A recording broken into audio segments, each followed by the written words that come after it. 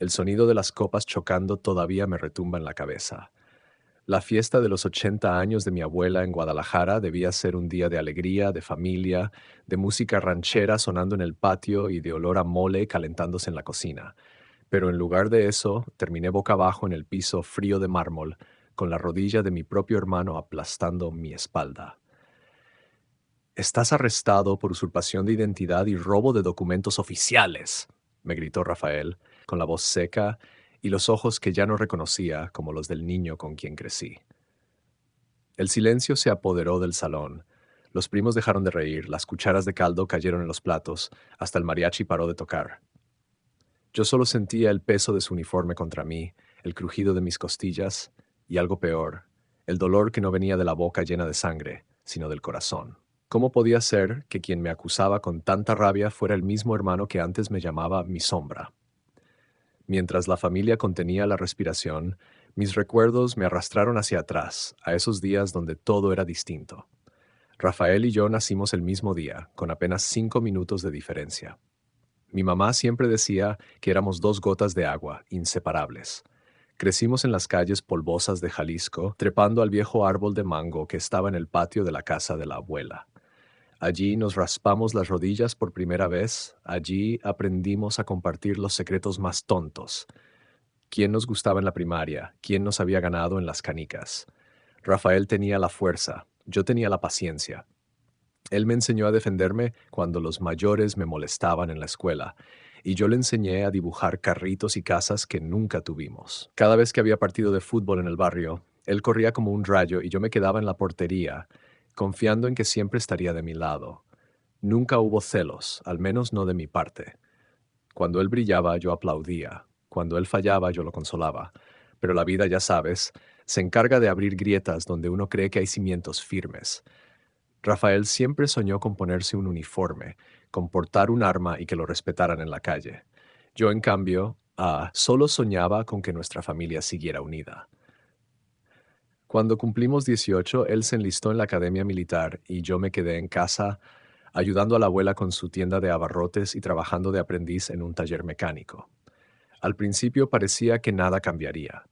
Él me llamaba desde el cuartel. Yo le contaba de la abuela, de los chismes del barrio, de los partidos del Atlas.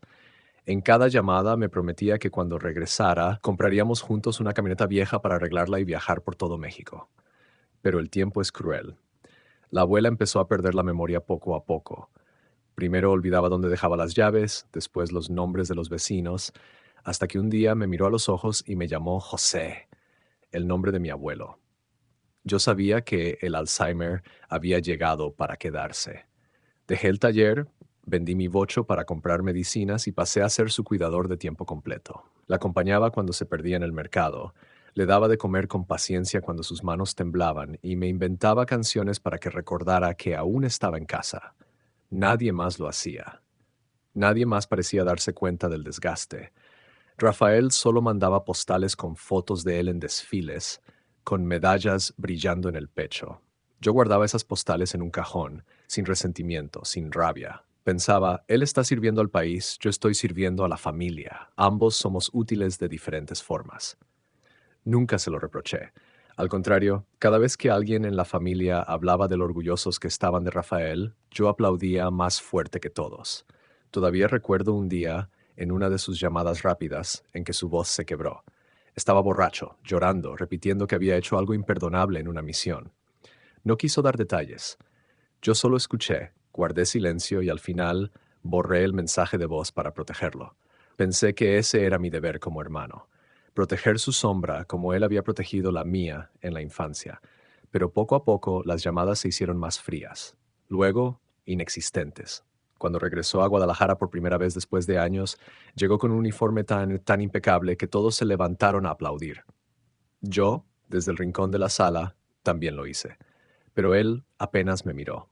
Se abrazó con los primos, se rió con los tíos, y cuando alguien hizo una broma a mi costa, él rió más fuerte que nadie. Ese día lo entendí. El Rafael que yo conocía, mi reflejo, ya no estaba allí. Y lo peor es que ni siquiera sabía en qué momento lo había perdido.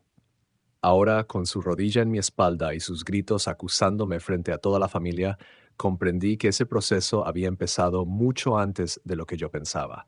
Mi hermano no solo me estaba arrestando, me estaba borrando.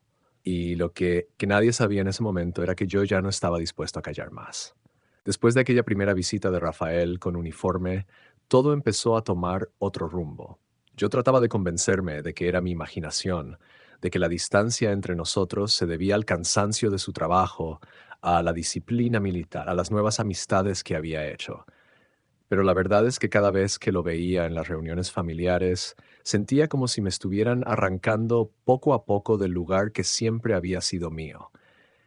En cada comida, los tíos se acercaban a él para pedirle consejos, para tomarse fotos con el héroe de la familia. A mí apenas me preguntaban cómo estaba la abuela, como si eso fuera una tarea doméstica sin importancia, como si cuidar a una mujer que se perdía en su propia mente fuera cosa fácil. Y Rafael, en lugar de acercarse a mí, se reía de los chistes que hacían sobre mi vida simple. El mecánico que nunca salió del barrio, decían algunos, y él levantaba la copa y brindaba, como si esas palabras fueran la mejor música para sus oídos. La gota que empezó a desbordar todo llegó una tarde cualquiera. Yo había dejado a la abuela dormida en el sillón, con su rosario en la mano, y escuché un ruido en su estudio, ese cuarto donde guardaba las cartas de mi abuelo, los retratos viejos y los documentos de cuando él sirvió en la policía municipal. Al abrir la puerta, encontré a Rafael hurgando en los cajones. En sus manos tenía no solo las medallas de mi abuelo, sino también un cuaderno mío, un cuaderno que nadie debía ver. Lo había empezado como parte de una terapia. Escribía en él relatos inventados donde yo me imaginaba siendo oficial, con uniforme, con responsabilidades. Era mi forma de liberar la frustración, de sentirme, aunque fuera en papel, igual de valioso que él. Rafael levantó el cuaderno como si fuera un arma cargada. Me miró con un desprecio que todavía me quema. ¿Así que esto eres? Escupió. ¿Un enfermo que finge una vida que no tiene? ¿Quieres tanto lo mío que hasta escribes papeles falsos? No supe qué responder. Me quedé callado, como siempre. Tal vez porque lo amaba demasiado para devolverle la misma violencia, o tal vez porque en el fondo tenía miedo, miedo de perder del todo al hermano que había sido mi mejor amigo. Esa fue la última conversación íntima que tuvimos. Después de ese día todo se volvió hostil. Mis mensajes quedaron sin responder, mis llamadas ignoradas. En una reunión, cuando me acerqué a preguntarle algo sobre la abuela, me dio la espalda como si fuera un extraño. Y entonces empezó la verdadera pesadilla. Primero, desapareció mi computadora del taller. Pensé que había sido un robo común hasta que mi arrendador me dijo que la policía había pasado preguntando por mí, que alguien me había denunciado por usurpación de funciones y robo de identidad. Al principio creí que era un error. ¿Quién podía inventar algo así? Pero pronto entendí que todo estaba conectado. Mis supuestos papeles falsos empezaron a circular como evidencia. Correos electrónicos con mi nombre, pero con un estilo que no era mío, llegaron a manos de mis jefes anteriores. De repente, yo era señalado como un impostor que intentaba hacerse pasar por policía para conseguir beneficios. Todo venía de una fuente anónima, pero yo reconocía el patrón, la forma en que las frases estaban construidas, las imágenes editadas. En una de ellas incluso se veía el fondo de mi cuarto, con mi letra auténtica distorsionada para incriminarme. Era como si alguien hubiera tomado mi sombra y la hubiera convertido en monstruo. Intenté hablar con Rafael. Le dejé mensajes, le mandé cartas, hasta fui a buscarlo al cuartel. Nunca me respondió. Cuando al fin logré verlo en una comida familiar, lo confronté con cuidado, lejos de todos. ¿Por qué lo haces?, le pregunté, casi suplicando. Él me miró de arriba abajo, sonrió con desdén y dijo en voz baja: porque alguien tenía que mostrarle al mundo que tú nunca serás más que un parásito. Esas palabras se me clavaron en el pecho. No era solo rechazo, era odio puro. El mismo hermano que me había enseñado a pelear en la calle ahora peleaba contra mí con armas invisibles, mentiras, calumnias, silencio. Hubo noches en las que pensé en rendirme, en dejar que el mundo creyera su versión. Pero cada vez que veía a la abuela balbuceando mi nombre, o cuando en sus momentos de lucidez me acariciaba la cara y decía: tú nunca me dejaste, entendía que si callaba no solo me traicionaba a mí mismo, sino también a ella. Empecé a investigar. No soy experto en computadoras, pero la desesperación te enseña. Seguí las pistas de los correos anónimos y encontré que todos salían de una VPN pagada con la vieja cuenta de Amazon que compartíamos de jóvenes. Era él, Rafael, mi hermano. Ese descubrimiento no me trajo alivio, sino un dolor más grande. Confirmar que el traidor estaba en mi propia sangre era como mirarme en un espejo roto. Pero también me dio un propósito. Si él había dedicado tanto esfuerzo en destruirme, yo debía dedicar aún más en defender mi verdad. Comencé a grabar a la abuela en sus pocos momentos de lucidez, cuando todavía podía distinguir entre nosotros. En una de esas grabaciones me tomó la mano y susurró: Rafa, ya no es el mismo, hijo. Tú eres el que siempre estuvo aquí. Guardé esas palabras como si fueran oro, porque sabía que algún día tendrían que brillar.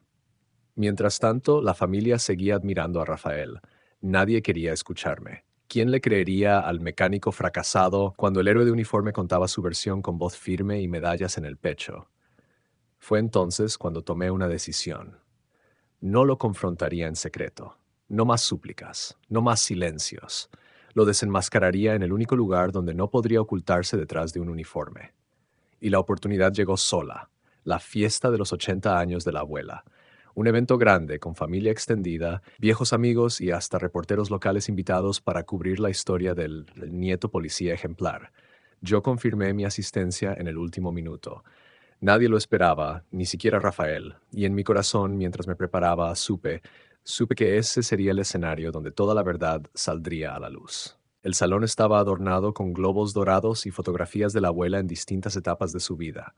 Había mariachi en una esquina, niños corriendo entre las mesas y un pastel enorme con el número 80 en medio. Todos sonreían, todos celebraban, pero yo sentía un nudo en el estómago, una tensión que me recorría la espalda como electricidad. Rafael estaba en su elemento, de pie frente al micrófono, impecable en su uniforme, con decoraciones brillando bajo la luz de la lámpara de cristal. Su discurso estaba lleno de clichés patrióticos: honor, sacrificio, orgullo familiar. Cada palabra era recibida con aplausos y gritos de admiración. Vi a los reporteros tomar notas, a los primos grabar con sus celulares y a la abuela lo miraba con esa expresión confusa, atrapada entre el presente y los recuerdos perdidos. Cuando terminó, levantó su copa y todos lo imitaron. Ese era el momento que había esperado. El silencio después de la ovación era mi única oportunidad. Me puse de pie, el corazón latiendo tan fuerte que sentí que me reventaría el pecho. Un momento, dije, con voz firme pero temblorosa. Yo también tengo algo que decir. Las cabezas giraron hacia mí. Algunos sonrieron con incomodidad, otros fruncieron el ceño. Rafael me miró con sorpresa, pero rápidamente recuperó la compostura. Ahora no, Emilio, murmuró, intentando controlar la situación. No arruines esto, pero yo ya no era el mismo que callaba. No lo arruino, Rafa, lo revelo. Saqué de mi mochila un sobre lleno de papeles y mi viejo celular conectado a un pequeño altavoz. El murmullo de la gente aumentó. Abrí el sobre y coloqué sobre la mesa principal dos documentos: mis notas de terapia originales y las versiones editadas que él había fabricado para acusarme. Aquí están mis escritos, expliqué, con la voz quebrada pero clara. Los escribí para sanar, no para engañar. Y aquí están las copias manipuladas que Rafael usó para denunciarme. Un primo se acercó curioso, otro tomó fotos. Yo encendí el altavoz y presioné play. La sala se llenó de la voz ebria de Rafael, aquella noche en que me confesó entre lágrimas lo que había hecho en una misión. Palabras incoherentes pero claras. Lo arruiné todo, hice algo imperdonable. Los presentes se quedaron helados. Las copas se quedaron suspendidas en el aire. Miré a la abuela y en ese instante, como un milagro, sus ojos parecieron volver a reconocerme. Emilio, susurró apenas audible, pero suficiente para mí. No quise llorar, pero las lágrimas me nublaron la vista. Apreté los dientes y mostré mi última prueba, un video grabado en uno de sus pocos momentos de lucidez, donde ella decía con ternura: Rafa ya no es el mismo, hijo. Tú eres el que siempre estuvo aquí. El silencio fue total. Nadie se movía, nadie respiraba. Y entonces Rafael estalló. «¡Mentiras!», gritó lanzándose hacia mí. «Todo esto es mentira». Sentí su cuerpo embestirme, su rodilla hundiéndose en mi espalda como aquella vez en el piso de la abuela. Los vasos cayeron, los niños gritaron, los tíos intentaron separarnos. Esta vez, sin embargo, no hubo un silencio cómplice. Hubo indignación, hubo verdad. Los reporteros captaron cada segundo. Algunos familiares gritaron su nombre, otros intentaron detenerlo. Yo solo recordaba sus palabras de cuando teníamos 16 años. La mejor manera de matar a alguien es hacerlo invisible primero. Y me di cuenta de que había pasado media vida permitiéndole borrarme. Cuando al fin lo apartaron de mí, vi algo que jamás había visto en sus ojos. Miedo. No miedo a mí, sino miedo a la caída inevitable de su fachada. Y entonces entraron dos agentes de la policía local que habían sido invitados como parte del evento para honrar a Rafael. Ellos fueron quienes le pusieron las esposas. El murmullo estalló en gritos, en lágrimas, en incredulidad. Pero dentro de mí solo había un silencio extraño, profundo, como si al fin hubiera terminado una batalla que llevaba años librando en secreto. 2 semanas después, la abuela partió en paz. Se quedó dormida una tarde y no despertó más. En el velorio me tocó dar el discurso, y aunque mi voz temblaba, sentí que por primera vez en mucho tiempo hablaba sin sombra, sin miedo. Ella se fue con una sonrisa leve y yo supe que había alcanzado a escucharme en su corazón. Hoy todavía cargo las cicatrices de aquel enfrentamiento, algunas visibles en mi rostro, otras invisibles en el alma. Pero también cargo algo más valioso, la certeza de que la dignidad no la da un uniforme, ni una medalla, ni un aplauso. La dignidad se construye en el silencio de los sacrificios, en el amor que se da sin esperar reconocimiento. Rafael me quiso borrar, pero al final fue él quien quedó desenmascarado. Y yo aprendí algo que nunca olvidaré. El silencio no siempre es rendición. A veces es el sonido de un filo afilándose, esperando el momento justo para cortar la mentira.